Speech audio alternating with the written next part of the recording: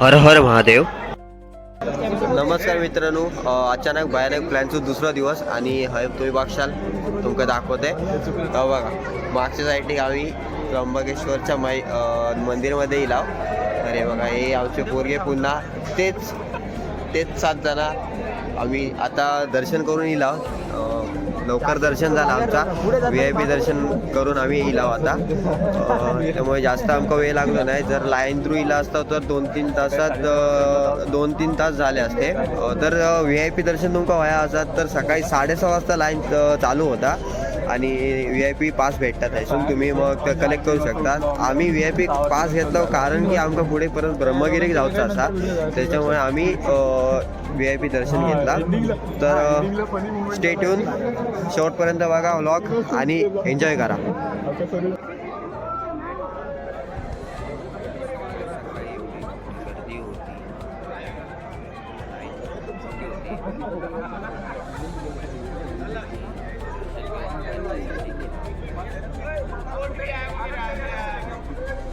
हर हर महादेव.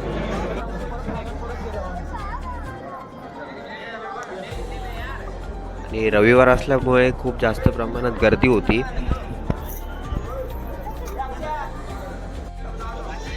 भाविक सगळे फोटो काढत होते, क्षण आपल्या मोबाईलमध्ये टिपण्याचा प्रयत्न करत होते सगळे लोक. असा मंदिर खूप छान दिसता, खूप चांगला दिसतं, खूप प्रसन्न वाटतं मंदिरामध्ये. आणि नाशिकमध्ये तर खूप जास्त थंडी होती सकाळी सकाळी. आम्ही पण आमचे फोटो काढून घेतला आणि मग पुढे निघाला. तर नमस्कार मित्रांनो, पुन्हा एकदा मग आपण तिथून दर्शन घेऊन थोडासा नाश्ता करून आता आपण पुन्हा एकदा मध्ये फ्रेश होऊन आता आपण निघाला. समोर दिसता ब्रह्मगिरी पर्वत चालला होता.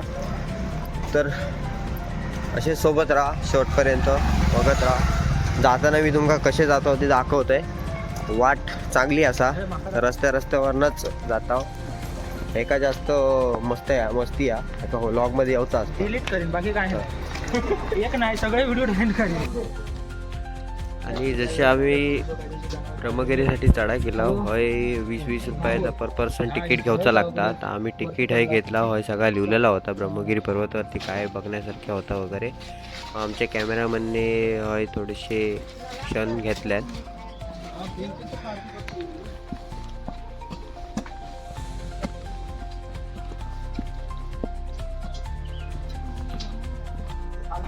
जाताना तुम्ही आता सध्याच्या काठी बघशाल. ती काठी आम्ही घेतलेली होती अशा कारणासाठी की पुढे जसे जसे आम्ही जातला तसे तसे ते केळी खूप जास्त प्रमाणात त्रास देतात, हातातली गोष्टी ओढून घेतात आणि खूप म्हणजे त्रास देतात. त्याच्यासाठी आम्ही काठी एक घेतली. तशीच आम्ही हसून अशी वरती चढत होता. खूप थंड वाटत होता पण मजा पण तेवढीच येत होती.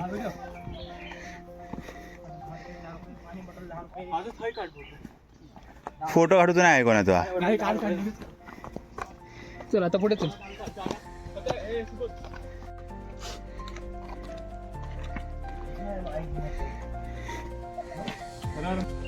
वरती जाताना एक काळजी घ्यायची लागतं, म्हणजे तुम्ही तुमची बॅग खाली तुमच्या रूमवरती तरी ठेवायची लागतं, नाहीतर बॅग ठेवण्यासाठी पण काही व्यवस्था केलेली असतात. 10-20 रुपये देऊन आपण बॅग तरी ठेवू शकता.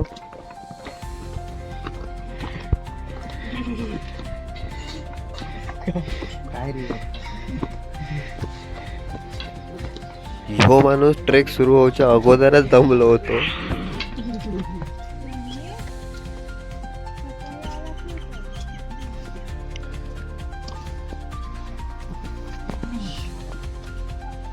खूप मस्त असं दृश्य होता. निसर्गातून आम्ही अशी जात होता. चढण्यासाठी खूप चांगली व्यवस्था केलेली आहे आणि खूप चांगले असे पायरे पण असतात चढण्यासाठी.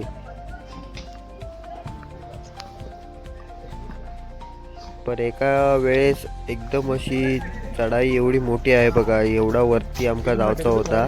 एकदम खडी चढाई म्हणतात तशी चढाई होती. आम्ही थोडा वेळ बसलाव.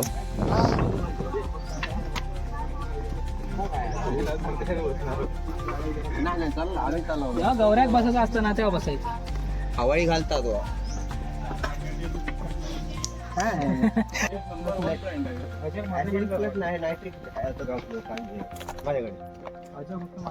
हय आम्ही ना 5 जण पुढे चलत होता सोबत पकडून, आणि हे दोघे महाशय एकदम मागणं चलत होते, कारण की दोघोले दमले होते, खूप जास्त दमले होते.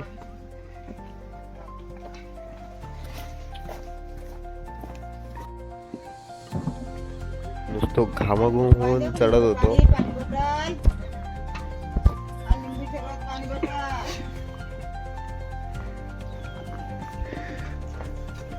आम्ही जवळजवळ 8:30 ते 9 वाजता आम्ही चढाई करूसाठी निघालेलो होतो ना.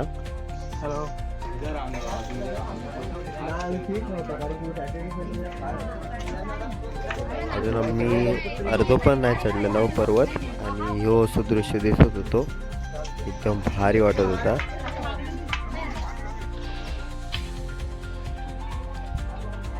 केडली जाम त्रास देतात, खूप जास्त त्रास देतात. म्हणजे आमच्या सोबतच्या बॅगमधली एक गोष्ट त्यांनी पळवली सुद्धा, म्हणजे चेन उघडतात आणि सरळ काढून घेतात वस्तू आणि घेऊन जातात. आणि वडून घ्यायचा प्रयत्न केलो तर ते म्हणजे अंगावरती येतात. त्यातून बघशाल तर एकदम अशी सरळ चढाई होती. ते आमका एक काकी गावले, मग ते थंयचेच राहणारे होते, रोज येऊन जाऊन करतात तिथं. ते आमका थंयसून घेऊन लागतो. मग एकदाच्या आम्ही वरती चढला.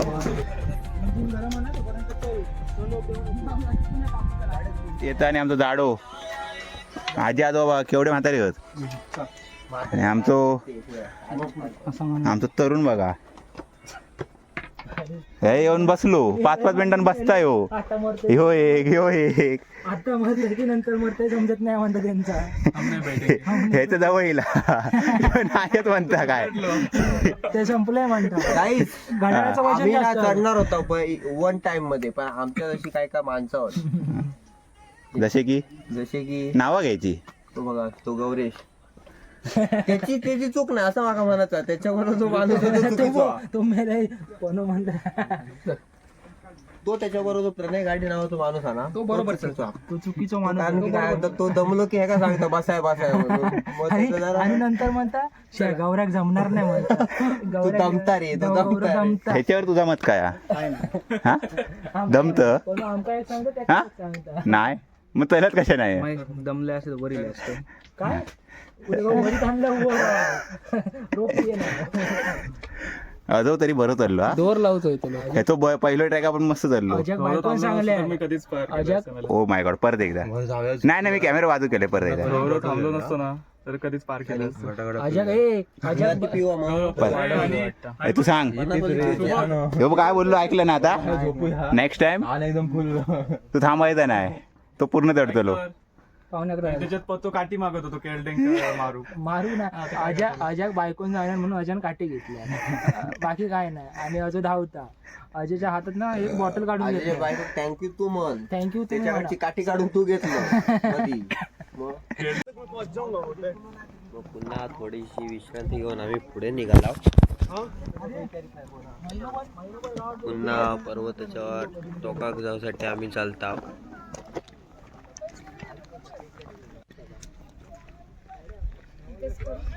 बघण्यासारखे 3 पॉइंट असे की एक पहिला जटा मंदिर एक हा, दुसरा गोदावरीचा उगमस्थान, आणि तिसरा म्हणजे एक मंदिर असा साधू बाबांचा, ता बघण्यासारख्या.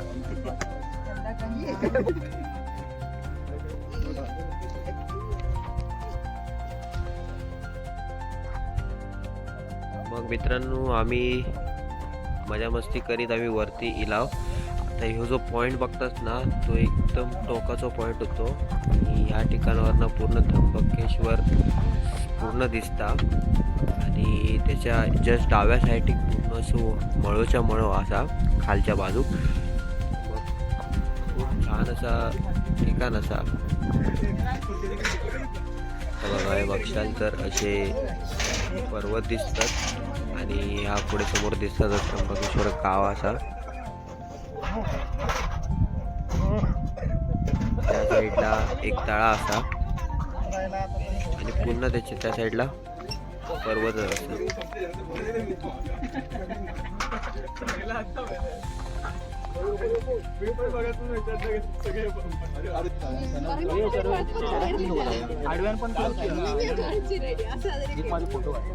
काय नाही फोटो बिटो. जाताना आता मंदिर रावला काहीतरी जिरली आमची जिरली चला बस जिरली खाली नको बघू. मेरू को तक गोरेला आहे.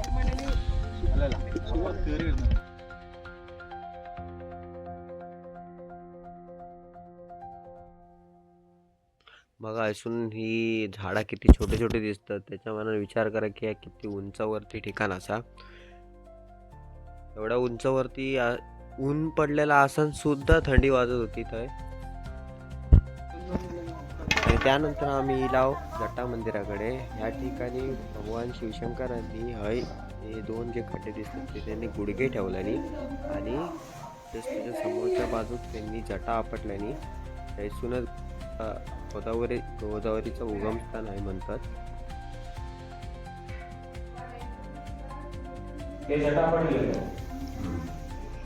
मग आम्ही हे पूजा केली. कोणते जटेचे निशाण जटातून गंगा गोदावरी मोकळी केली.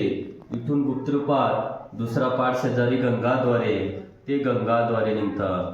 तिडून खाली त्र्यंबकेश्वर कुशवर्त कुंड नाशिक पंचवटी पैठण नांदेड आंध्रामध्ये वाद जाते. इथून जसं लहान मुलगं जन्माला येतं तसं गंगा गोदावरीचा जन्म झाला. जशी मोरं वाद जली तशी मोठी वत जली. नाशिक पंचवटीपासून मोठं पात्र होतं म्हणून संत नामदेवांनी वर्तन केलं. दृष्टी पडता ब्रह्मगिरी त्याची नाही यमपुरी. म्हणून जन्माला आले हो एकदा तरी ब्रह्मगिरीचं दर्शन झाले. समोर हात करा सर्वांनी. पुढे हात करा. पुढे या सर्वांनी आपापल्या नाव ज्या मनामध्ये स्वतःचं नाव आई वडिलांचं नाव ज्या.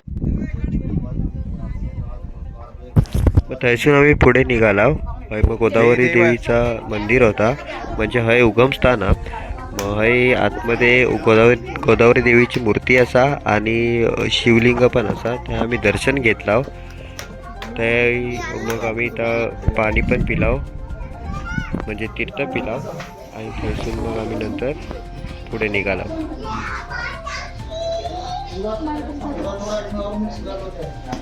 काठी दाखव. मंत्रभेद म्हणतो दोघं.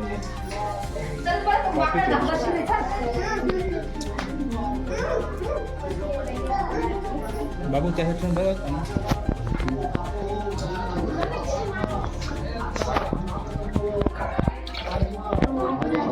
ही गोदावरी मातेची मूर्ती आहे. एकदा तू नाही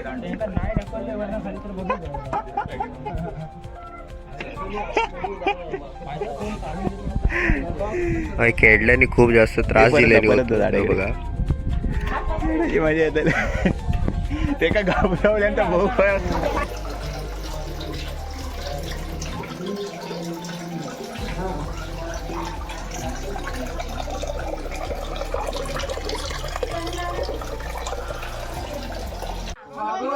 मग ठेसून आम्ही परत पुढे येलो आणि मग गंगा गोदावरीची स्थापना होती म्हणजे उगमस्थान होतं.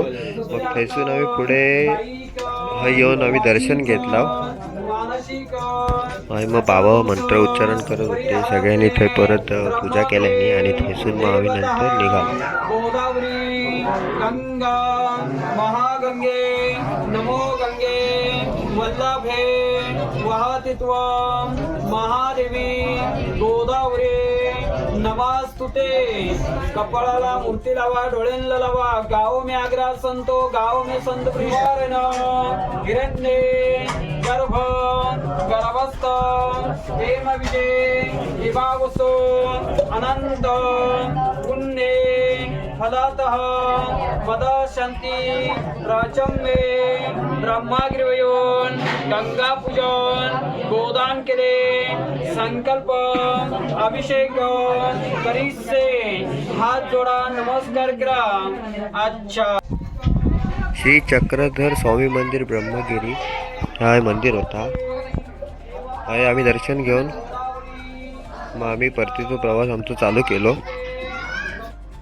ह्यो जो समोर दृश्य बघतोस तो आम्ही आदल्या रात्री श्रीकृष्णाचं मंदिर असा तर रात्री लवकर बंद होता तर आम्ही थोडा मिस केला. आणि ह्यो तुमका जर ब्लॉग आवडलो असत तर ह्या व्हिडिओक लाईक करा, तुमच्या व्हिडिओक शेअर करा आणि सबस्क्राईब करा आणि खूप लोकांपर्यंत पोहोचवा. धन्यवाद. देव बरे करू.